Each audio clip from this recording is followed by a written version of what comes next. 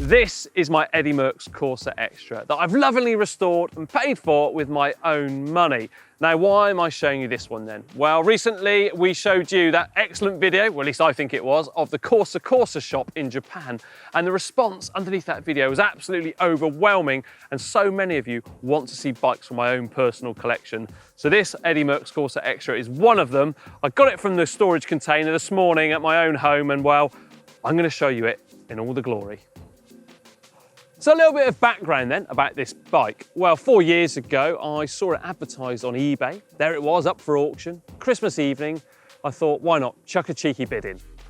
Oh dear, I ended up winning it. Although it wasn't in the same state it's in now. Instead, it had been turned into a fixed wheel bike, if you like. So it had flat handlebars, it had a pair of deep section alloy wheels on there, odd coloured tyres, and it didn't really look that good. So I went up, relieved the seller of it, came back and I thought, what on earth am I going to actually do with this bike? So I went to work.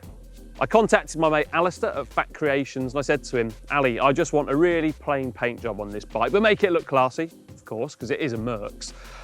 And he went to work and this is the end result of it. Just a plain blue, but I think a plain coloured bike looks absolutely fantastic because you could well go on Vogue or on Fashion or on Point right now, but this bike will always look good in 25 years to come, say, whereas something with flip coloured paint may or may not, who knows? I'm not a fortune teller into the future, but what about the frame then? Well, it's made from Columbus SLX tubing, which was an absolute staple part of bike racing for professionals back in its heydays. So I'm estimating this bike is probably from the late 80s to early 90s. It does have a frame number underneath the bottom bracket, but as of yet, I haven't even contacted the Merckx factory to try and see what exact year it was from, because years ago you used to be able to do that, but since then, of course, the Merckx brand has changed hands a few times, which is quite sad, really. The greatest cyclist of all time, and the brand is slowly sort of dissolved, then be given a new lease of life. It's currently owned by the brand of Ridley. So it's in size 57 centimetres, and that's measured centre to centre. And of course, it's got the steel forks on there to match too. What I absolutely love about this bike is the engraving. So here, where the seat stays join the top and seat tube, you've actually got the EM logo on there, and it's shaped into a bicycle. And also on the brake bridge on the rear, the Eddy Merckx, which has also been embossed on there and filled in white. Personally, I think it looks absolutely brilliant, and the same can be said here on the fork crane. And the actual logos on the bike, so the manufacturer's name here, as well as up here where you've got Corsa Extra on the top tube, that's all painted by hand. So Ali down at Fat Creations, again, he did a fantastic job of doing that. And when I dropped it off to him, I was so excited. I was messaging him almost daily for updates of the bike. Let's move on then to what exactly is fitted on the beauty. Now, fitted onto this frame of forks, I've got a BBB threaded headset because, of course, this has got a Quill stem on it. Now, fitted inside of that headset is, in fact, cartridge bearings, which at the time when this bike would have been used, it's very unlikely it would have had a cartridge bearing in there. Instead, it would have had a loose ball bearing, so something within the cage. You'd have to periodically replace the grease in there and adjust because they had a tendency to work themselves loose. However, these ones tend to be a little bit more reliable. What we got fitted then? What about that Quill stem? It's a 3T stem. It's in a whopping 14 centimetres. Because again, it's got to look period correct, hasn't it? Back in those days, all the pros were long, low, stretched out positions. Well, maybe not that low, but stretched out, and they looked absolutely spot on. Fitted into that stem is a pair of 3T Grand Prix handlebars. And they're in 42 centimetres wide, and they've got a fairly deep drop on there, but nothing too extreme. The bars themselves, they're wrapped in some bike ribbon tape, which is a modern equivalent of what would have been fitted. So it's going to stand up to the test of time, let's face it, because it's nice and hard wearing.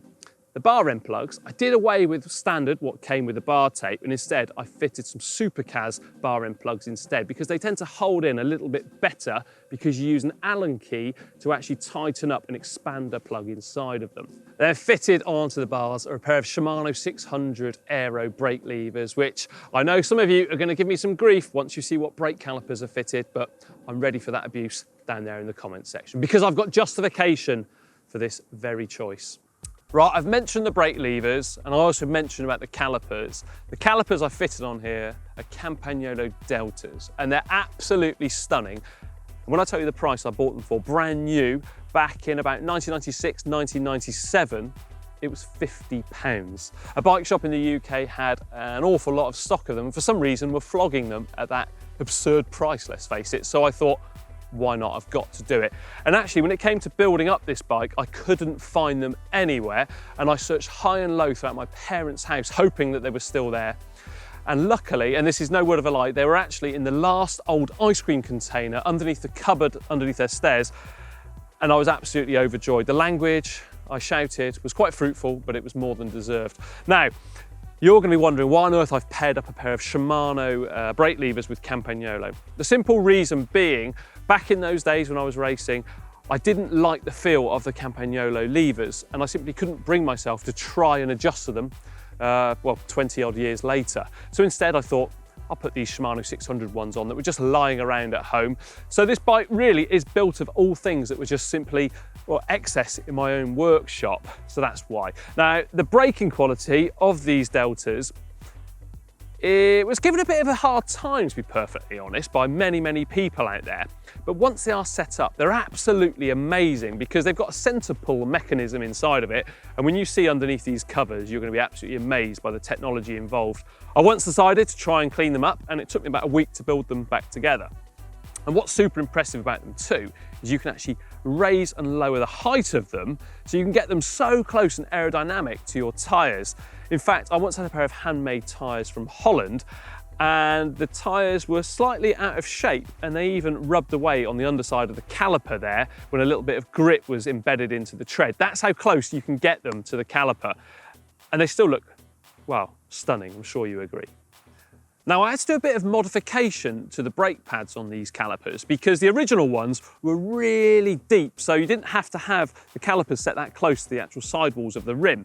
So it took quite some time to actually find something which looked as good as the original brake shoes. So I can't remember what these came from. I think there might be some Scott Mauthauser shoes.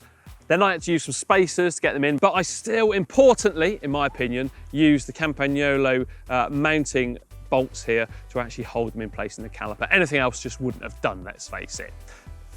What about those wheels then? Well, these ones, again, I built up one day and I thought, I don't know ever what I'm going to use these for, but they are a pair of Ambrosio Nemsis rims. Of course, that's recognisable here by the telltale brass valve surrounding, which is there. I don't believe it's there for actually what a lot of people think it's there for. They believe it's to actually counter the weight of the valve. If that was to counter the weight of the valve, it'd be opposite. So no, there will be a reason behind that. Who knows, maybe one day I'll be able to visit the Ambrosio factory and exactly find out why or how they've done this. But yeah, an interesting little fact for you. Now the hubs themselves, they are Hope Pro3. So in case you didn't know, Hope is a UK brand and they still make really traditional looking hubs. And I thought, why not? Let's just put these on these wheels because these wheels are designed to be bomb-proof. After all, they're named after the Hell of the North, which is Paris-Roubaix. And then I used some Sapim CX Ray spokes because they're ultra light and they're ultra stiff and they're ultra strong. And they also have that sort of really nice bladed appearance to them too. Took me a while to build these wheels. I wanted to get the exact right components. What about the tyres then? Well, I've gone for some Vittoria Evo Corsa SC tubulars in a 23mm width. The reason being gum wall. You cannot go wrong with gum wall on a bicycle. And for a bicycle of this era, it's exactly what it deserves. Bottom bracket wise, I've got a Shimano BBR60 in there, which is the second generation of the Holotech 2 outboard bottom bracket bearing type. So that means it's slightly smaller in its diameter, and in doing so, it fits in perfectly with the bottom bracket shell on this steel frame. And I like it as well in the black. Just find it looks, well, a bit nicer than that grey colour they used to do. Let's take it to the drivetrain then, shall we? Well, I fitted to this bike a pretty rare, or at least I think it is, Pro-Lite one-piece billeted aluminium cassette. It's in 1223. Don't really need the 11 on this bike because I don't ride it very often. In fact, I only ever ride it when there's guaranteed no chance of rain and it's going to be on a almost dust-free road. So I just simply don't want to destroy this bike. I know, bikes are made to be ridden, but I do ride it. I'm just very careful about where I ride it. So that cassette weighs in probably just over 100 grams, and I bought it for the pricely sum just £1.99 from eBay. Someone had listed it incorrectly. Get in, always like a bit of a result like that. Right, let's get on then. So probably the most controversial bit of the bike, and I know you are watching this and thinking, why has he done that? Right, yeah, I've put Shimano onto a bike with Campagnolo. I've put Shimano onto this bike, and I know loads of you out there won't be liking it because this group set, the 7900 model, is probably not the most aesthetically pleasing model of Dura Ace that's ever come out, but again, it was just lying around at home, and one day maybe I'll put a different group set on it, but, and this is my big but here, I want the bike to work, and loads of those old period correct parts, in my opinion, don't work quite correctly. There'd be 7-speed or 8-speed, something like that. And if I want to take this bike one day up Mont Ventoux or something like that, I can do it. All right, maybe not with a 23 cassette on there, but if I put a 25 or a 26 cassette on there, I'll be able to do that. Whereas many of those older group sets, they didn't have gearing as low as that. I hope I'm getting my point across just why I've chosen it. I want it to work if and when I do ride it. Right, so I've got that across. We've got Shimano Dura Ace 7900 chainset on there too, and that comes in 172.5mm cranks, and it's got 5339 chain rings. Right, the front mech then. I've thrown a little spanner into the works here because I didn't have one of these 7900 ones laying around. And well, I wanted something maybe a little bit more polished because eventually I guess I'll put some more polished components onto the rest of the bike. But I decided to fit Shimano 105 5700 front derailleur, use some acetone, which is a great product if you want to do something like this. What did I do though? I removed the logos. Just gave him a little polish and off it came. And the result, I think, it's pretty nice. Nice mirrored finish front mech. Then those pedals. Iconic to many out there. My heroes rode them. Greg LeMond, Laurent Fignon, Pedro Delgado. Top 3, in fact, at the '89 Tour de France. Those are the Time Pro Magnesium pedals. You can't get those cleats anymore. Now, they were a 2-part cleat. The back one was always brass. The front originally brass, or aluminium, I believe. I know someone who got some forged out of brass, or at least, I think at least they were forged out of brass. Then they went to plastic. The plastic ones didn't last very long. Still got some of those aluminium ones laying around though somewhere. Great pedal. It was like riding on ice initially. Loads and loads of float. Saddle-wise, I've opted for a turbo in white. Of course, you've got to put white saddle with white bar tape, haven't you? It's the rules after all, certainly in my bike vault.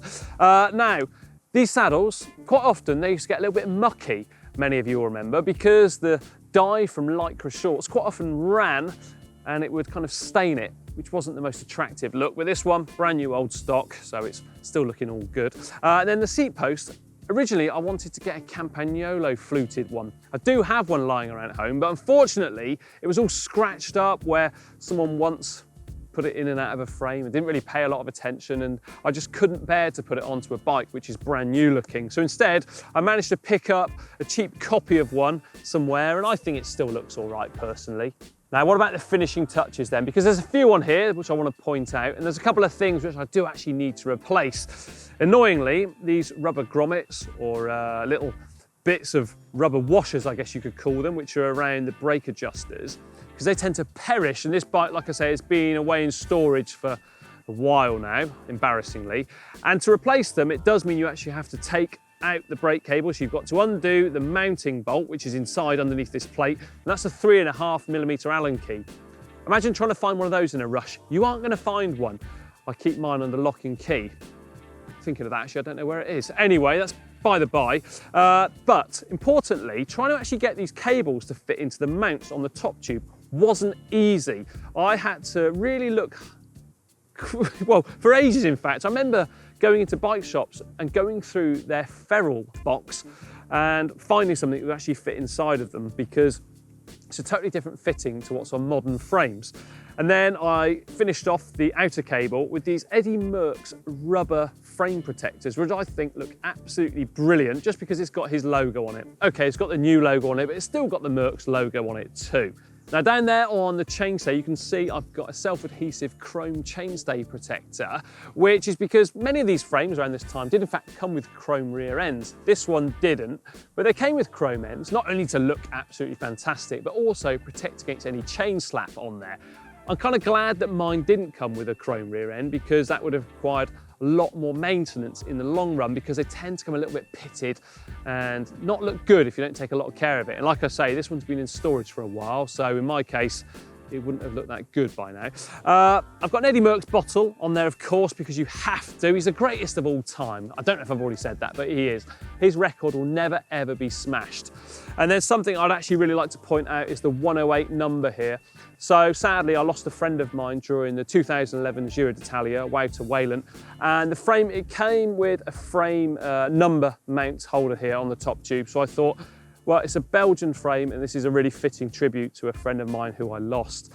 Now, other finishing touches include this chain catcher down here. So it's from K-Edge. All right, it doesn't look great, but I simply don't want to risk damaging this paintwork if the chain was to dislodge and find its way onto the bottom bracket shell down there, because that would make one awful looking mess for this bike. Now, one of my own little modifications or hack, which I've done underneath the bottom bracket shell here, is to actually run a thin bit of black tubing, so it's like a liner for the gear cables to run through in order to get slightly better shifting and also protect the paintwork there too.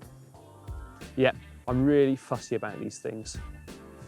Gear levers, well, down here on the down tube, many of you, maybe the first time you've actually seen something like this, and I don't mean that as an insult, but these things were absolutely treacherous to race with. The thought of putting your hand down there into the front wheel when the race was on, yeah, it did happen from time to time with some people out there. These Shimano Dura Ace 7900 ones, they actually fit in perfectly with this group set. And well, they're indexed. So there's no fumbling around hoping you're in the right gear. Click, you're in the right gear, spot on. Seat binder bolt, it's got to be Campagnolo, hasn't it?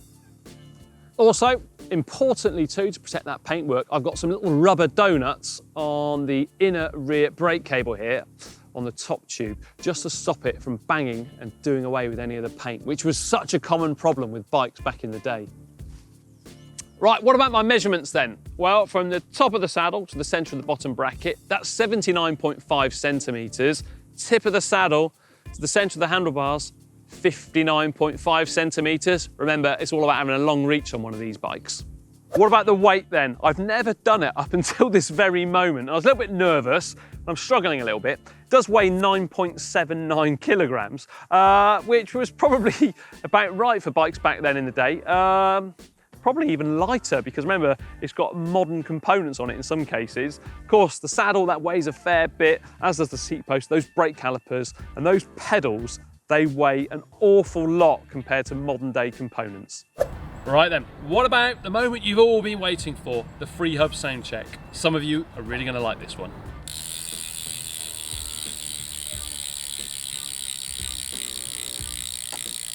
Right, I do hope you've enjoyed checking out my Eddy Merckx Corsa Extra with me. It's a bike which was built with passion, as well as, well, quite a few old spare parts I had laying around at home, but nonetheless, I think it's an absolute beauty of a bike, and it always gives me a smile when I look at it and also when I ride it, and I hope you enjoyed that. Now, remember to like and share this video with your friends, give it a big old thumbs up, and don't forget to check out the GCN shop at shop.globalcyclingnetwork.com.